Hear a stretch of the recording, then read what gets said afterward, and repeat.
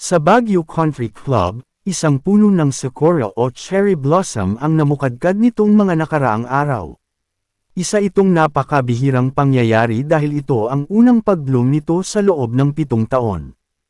Ang mga cherry blossom trees ay makikita sa loob ng Baguio Country Club, isa sa mga iconic na lugar sa summer capital of the Philippines, kung saan madalas puntahan ng mga lokal at turista para sa malamig at kaaya-ayang tanawin. Ang mga puno ay originally idinala at dinonate ng ilang Japanese nationals noong 2018 at 2019, sina Shinji Okumura, Shigeru Tsunashima, at isang miyembro ng BCC na si Paz Suzuki. Sa kabila ng init at tropical na klima ng Pilipinas, nagkaroon ng perfect kondisyon sa Baguio dahil sa malamig na klima at taas altitude nito, kaya namukadkad ang blossoms matapos ang matagal na pag-aalaga. Ito ay patunay ng tiyaga, pasensya, at dedikasyon sa pangangalaga ng mga puno, at nagpapakita na ang pinakamagandang tanawin ay kadalasan pinakahintay bago lumabas. Maraming tao ang nag-share ng kanilang mga larawan at video ng sakura sa social media, kaya mabilis itong naging viral at pinag-uusapan ng mga netizens.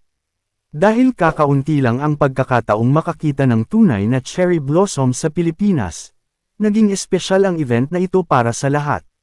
Bukod sa pagiging visual na treat, ang mga cherry blossoms ay nagdadala rin ng simbolismo ng pag-asa at bagong simula, na nagbibigay inspirasyon sa sinumang makakita o makakapanood ng mga larawan at video nito.